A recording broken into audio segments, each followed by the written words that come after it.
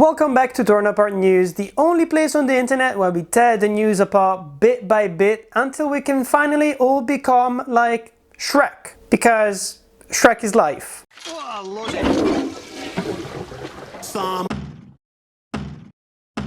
Oh, fuck.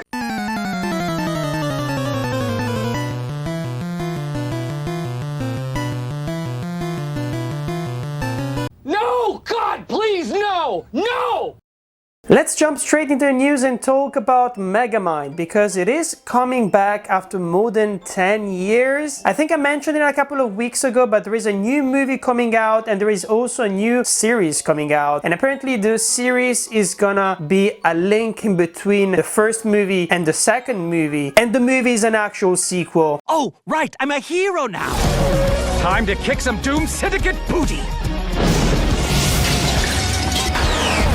But the thing that we have to worry about right now is, first of all, what these two things are about, and also the animation style, which is incredibly, well, disgusting. They were really trying to make it look exactly like the original Megamind, but the thing is, it really stands out, especially when you look at the animation styles that we have nowadays from all the other production studios, whether they are independent or whether they are big budget. And you could really tell that DreamWorks was trying to do the same thing that Disney is doing when it comes to trying to exploit their IP as much as possible. So these two things are coming out on Peacock, which is a streaming device that absolutely no one has. I don't know a single person that has Peacock, on March 1st. Are you still curious about them even though they look like shit? So let's have a look at the synopsis. Megamind versus the Doom Syndicate unfolds as Megamind's former villainous associate, the Doom Syndicate, resurface, threatening Metro City with their nefarious plans. So Megamind must balance maintaining his reformed image while assembling a team to thwart his former comrades and save the day. The thing that has got a lot of people not excited about this project is the fact that they replaced the main voice cast from the original movie, so Will Ferrell and Tina Fey are not coming back to voice these characters. If I have to be honest, it's probably because they wanted to make these two things done quickly and cheaply, and instead we're getting people like Keith Ferguson, who you might know because of Robot Chicken, and also Lego Marvel Avengers Code Red's Laura Post, who I've never heard of before. Personally, I think that voice casting is not that important when it comes to animated movies. I mean, Will Ferrell has a very specific voice when you think about it, or even people like Jack Black. But at the end of the day, these are animated characters, so like I'm not really into that kind of idea of using famous people slash celebrities to attract people to the movie itself. What we want is an actual remarkable voice, a voice that actually sounds cool and like a specific character. If you're still intrigued about this, let's have a look at the synopsis of the series as well. It's called The Megamind Rules, and it consists of 8 22-minute episodes, and basically we'll get to witness Megamind's evolution from supervillain to superhero as he learns the ropes on the job. And he's basically bringing the audience along for the ride as Megamind's trusty brainbots will be recording everything, making him the world's first superhero influencer. I mean, if it's gonna look as bad as the trailer that we just saw, I'm not intrigued by it at all. Of course, I had to talk about it because on this Torn Apart communities, there's a lot of people who like to compare me to Megamind. And I'm pretty sure that once the movie comes out, once again, there's gonna be a new generation of heroes coming to this channel and calling me Megamind. Fair enough. I've accepted it at this point. Let's move on to the next piece of news and talk about a movie called Terror, which is coming out on May 10th. And it's a horror movie. You're never to deal with the Japanese stranger.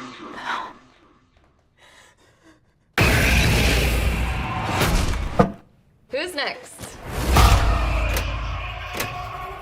It looks quite cool. The trailer is out, of course, and we have an official poster for it. And it's basically about a group of college friends who start dying in ways that are related to their fortunes after having their tarot cards read. Before the time runs out, they have to work together to uncover the mystery and possibly even save their lives. The thing that interests me about this project is, of course, the fact that it's very polyvalent when it comes to the villains that we'll be getting, because every single tarot card inspires basically a different villain that is gonna be killing one of our main characters in a different way. So even if it's boring, it would still be cool from a horror perspective. And also because this is adapted from a book that came came out in 1992, and it's written by Nicholas Adams, who is coming back to write the script himself. And very often when it comes to these kind of adaptations, when the writer is coming back to write his own screenplay, it's quite good because you can really tell that the original intention of the book is going to be injected in the movie itself. We can still be worried about this, mostly because of the director of this movie and the things that he's worked on. I'm talking about Spencer Cohen, who recently he wrote the incredible movie Moonfall, which is probably one of the worst movies I've ever seen, and also is responsible for the story for Expendables 4.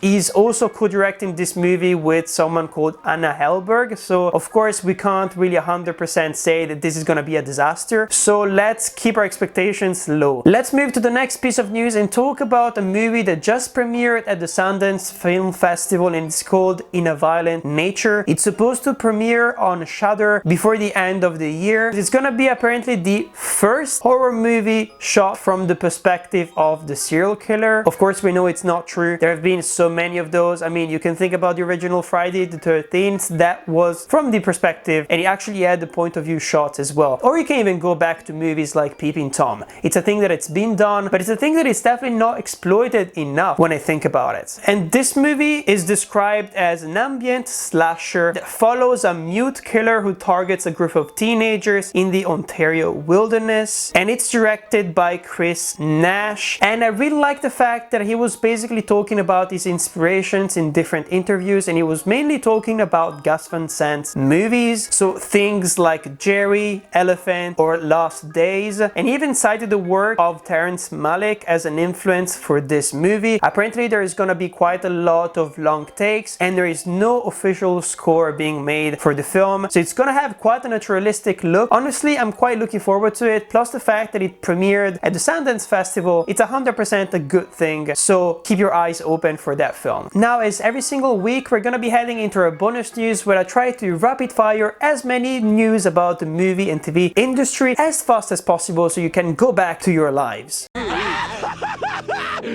Finally! Let's start by talking about the Looney Tunes, because apparently we have a film poster for a movie that is called The Day the Earth Blew Up, a Looney Tunes film, which apparently is gonna be the first fully animated non-compilation feature film in the Looney Tunes franchise since their origins, which is kind of insane because the Looney Tunes have populated our TVs and also our live action cinemas for quite some time, so it's kind of insane to think that they haven't been exploited in a film feature format. But basically this was rumored back in 2022 with a clip. It's supposed to come out by the end of the year on our cinemas. Honestly, it seems quite fun. We got a really tiny teaser trailer for Squid Game 2, but still no official date, and here are a couple of images because anyways the clip is too short and you won't be able to pay attention to everything. We also have an official trailer and poster for Oz Perkins' new movie called Longlegs, which is starring Nicolas Cage.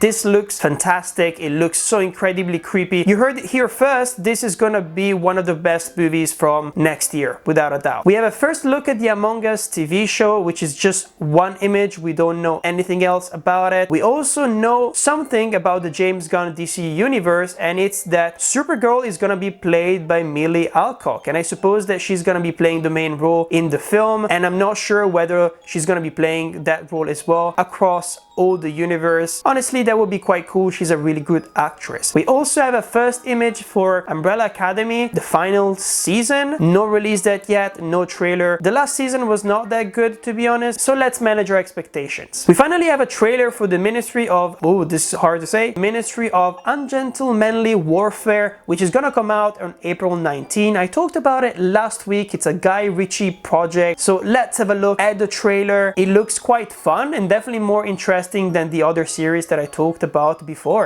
Then we have an official poster for Beetlejuice 2, which is actually gonna be called Beetlejuice, and it's coming out September 6th. I don't know what to think about this movie. I hope it's good, but I have no idea. And this is not really movie news, but it's video game news, but it's still Hideo Kojima's. So we have a 10-minute trailer for Death Stranding 2. It looks fantastic. This is the most next-gen video game I've probably ever seen, and it's supposed to come out in 2025. But anyways, let's jump into our final segment of the day, which is called And for Something Weird. My favorite segment, where basically we talk about something weird that is related to the movie/TV news of the week. And this time I want to show you a clip where Larry David attacks Elmo on live television, and he later stated that someone had to do it. Let's have a look.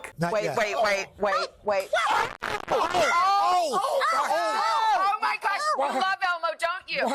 Elmo, you okay? But anyways, these are all the news for this week. Don't forget to tune in next Monday for more movie news here. I'm Patrick, and this is Torn Apart News. Back in the 90s, I was in a very famous TV show. Da da da da da da da da da. Da da da da da da da da da da da da da da da da.